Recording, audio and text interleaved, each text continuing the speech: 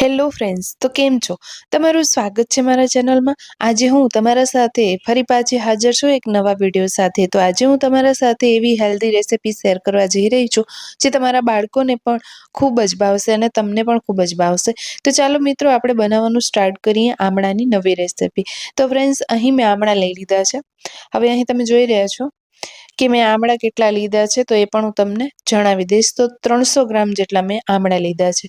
તેને મેં ચોખ્ખા પાણીથી ધોઈ લીધા છે અને પછી ચાળણીમાં તેને મૂકી દીધા છે. હવે એ ચાળણીને આપણે સ્ટીમ કરવા માટે મૂકી દઈશું.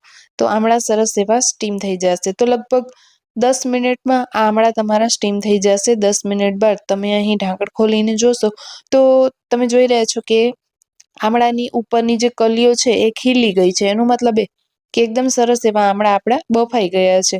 જો નહીં બફાણા હોય ને તો આ કલીઓ જે છે એ ખુલશે નહીં.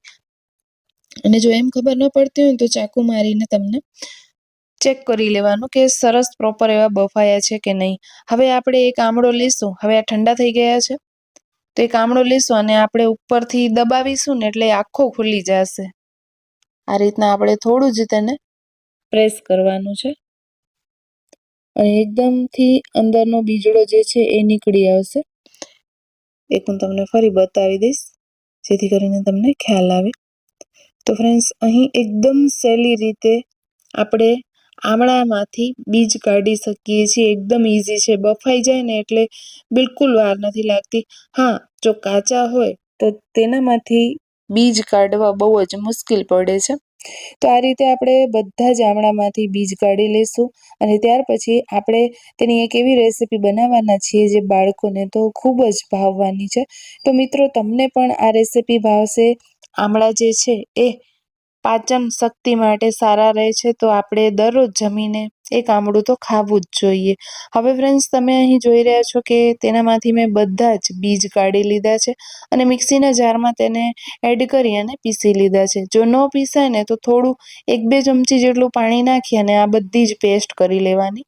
હવે આ પેસ્ટને હું અહીં એક પેનમાં ટ્રાન્સફર કરી લઈશ. તો અહીં તમારા પાસે કોઈ જાડા તળિયાવાળું કડાઈઓ હોય તો એનામાં પણ તમે લઈ શકો. જો તમારા પાસે કદાચ નોનસ્ટિક પેન ન હોય તો. હવે ફ્રેન્ડ્સ, બીજા આમળાને પણ મેં આ જ રીતે મિક્સરના જારમાં નાખી થોડું પાણી નાખી અને તેને પીસી લીધા છે. તો આવી પેસ્ટ થવી જોઈએ. હવે આ પેસ્ટને આપણે પકવવાની છે. તો આ પેનને આપણે ગેસ ઉપર મૂકી દઈશું.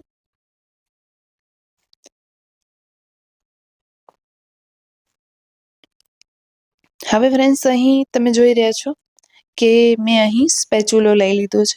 હવે તેની મદદથી આપણે આનામાંથી કચાશ દૂર થાય ને એટલી વાર તેને પકવવાનું છે. અત્યારે મેં ગેસની ફ્લેમ જે છે એ હાઈ રાખી છે. વચ્ચે વચ્ચે મને જરૂરત લાગશે તો ધીમી કરીશ અને ફૂલ કરીશ, તો એમ તમને જણાવતી આવીશ. હવે ફ્રેન્ડ્સ, આપણે તેનામાં આપણે પાણી ઉમેર્યું છે અને આમળા થોડા આપણે બાફ્યા છે તો પાણીનો ભાગ તો અંદર હોય જ. એટલે એ પાણીનો ભાગ જે હોય ને એ બધો આપણે બાળવાનો છે ગેસ ઉપર. જો તમને મિનિટોમાં ખ્યાલ ન આવતું હોય, ખબર ન પડતી હોય કેવી રીતના બનાવવાનું, કેટલું પકવવાનું, તો પાણીનો ભાગ હશે ને ત્યાં સુધી આમળામાંથી અવાજ આવવા માંડશે. મતલબ કે આપણે તેને આ રીતના શેકીશું ને પેનમાં એટલે તેનામાંથી એકદમ ભીનાશવાળું અવાજ આવશે. એ અવાજ બંધ થઈ જાય ને એટલે આપણે અહીં ગોળ ઉમેરી દેવાનું છે.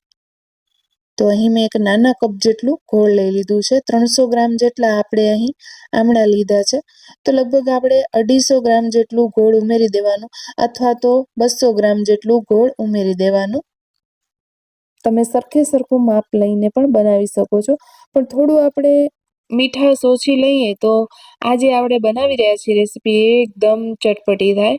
તો ફ્રેન્ડ્સ, અહીં મેં ગોળ ઉમેરી દીધું છે અને ગોળને આપણે એકદમ સરસ રીતે આમળામાં મિક્સ કરવાનું છે. હવે ગોળ પણ પોતાનું પાણી છોડશે એટલે એને પણ આપણે હાઈ ફ્લેમ કરીને પકવવાનું છે. તો સતત આપણે ચલાવતા જવાનું છે જેથી કરીને તળિયે ચોંટી ન જાય અને પ્રોપર બફાઈ જશે ને, મતલબ કે પ્રોપર કૂક થઈ જશે ને એટલે આપમેળે કડાઈઓ જે છે એ છોડતું આવશે. હવે ફ્રેન્ડ્સ, મેં ગોળની સાથે લઈ લીધી છે મિશ્રી. તો મિશ્રીની જગ્યાએ તમે ખાંડનો પાવડર પણ વાપરી શકો. તો મિશ્રીનો પાવડર જે છે બજારમાં આસાનીથી મળી જાય છે, અને જો ન હોય તો તમે ઘરે જ મિક્સીના જારમાં નાખી અને પાવડર બનાવી શકો છો. તો મિશ્રી અને ગોળ બંને આપણી હેલ્થ માટે હેલ્ધી છે, એટલા માટે મેં વાપર્યા છે. તમે ખાંડથી પણ આ રેસીપી બનાવી શકો, ખાલી ગોળથી પણ બનાવી શકો. આજે મેં બંને મિક્સમાં વાપર્યા છે અને ટેસ્ટ એટલો સારો આવે છે ફ્રેન્ડ્સ. અને આ રેસીપીને તમે 8 મહિના, 10 મહિના કે વર્ષ સુધી સ્ટોર પણ કરી શકો. પણ મારા ઘરમાં તો ક્યારે ટકતી જ નથી, જેટલી બનાવો એટલી ઓછી પડે. તો અત્યારે સિઝનમાં લગભગ 4 થી 5 કિલા આમળા અમે અત્યાર સુધીમાં ખાઈ લીધા છે. હજી તો 1-2 મહિના થયા છે તેની સિઝનને, અને આટલા બધા આમળા ઘરમાં ખવાઈ ગયા છે. કારણ કે મારા ઘરમાં આ ટાઈપની ઘટાઘટ અને કેન્ડી જે છે એ ખૂબ જ ખવાતી હોય છે. જમીને અમે લોકો આ જ ખાતા હોઈએ છીએ અને ખૂબ જ મજા આવે છે ખાવાની. એક વખત તમે ખાશો ને એટલે ફ્રેન્ડ્સ આ રેસીપી તમને ખૂબ જ ગમવા માંડશે.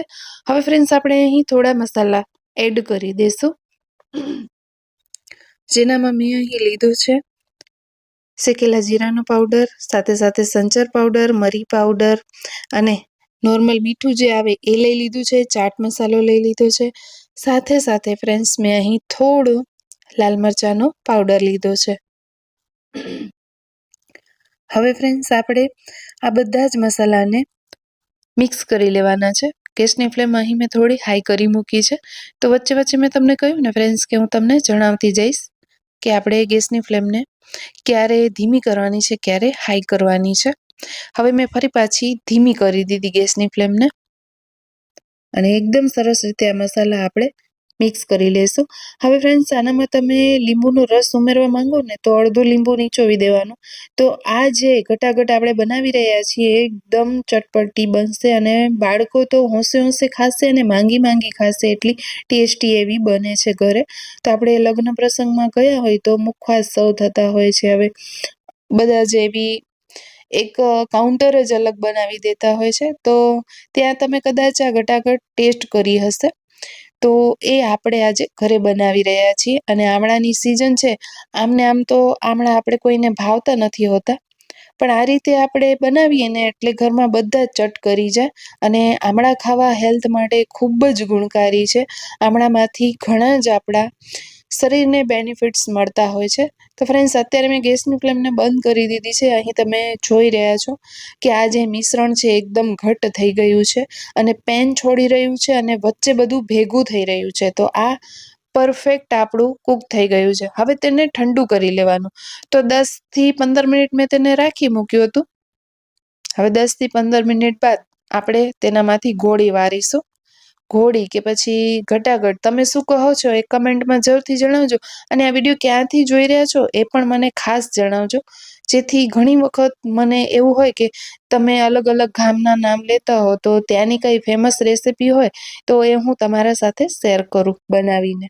તો મિત્રો અહીં મેં એક ગોળી રેડી કરી લીધી છે, તમે જોઈ રહ્યા છો. અને હા ફ્રેન્ડ્સ, અહીં તમે આ ઘટાઘટ બનાવશો ને એટલે એ હાથમાં બહુ ચીપકશે. તો તમને ઘીનો યુઝ કરવો હોય હાથમાં લગાવીને તો એ પણ તમે કરી શકો, અથવા તો ખાંડનો પાવડર કે પછી મિશ્રીનો પાવડર હોય એને હાથમાં લઈ લેવાનો અને પછી આપણે ગોળી બનાવવાની.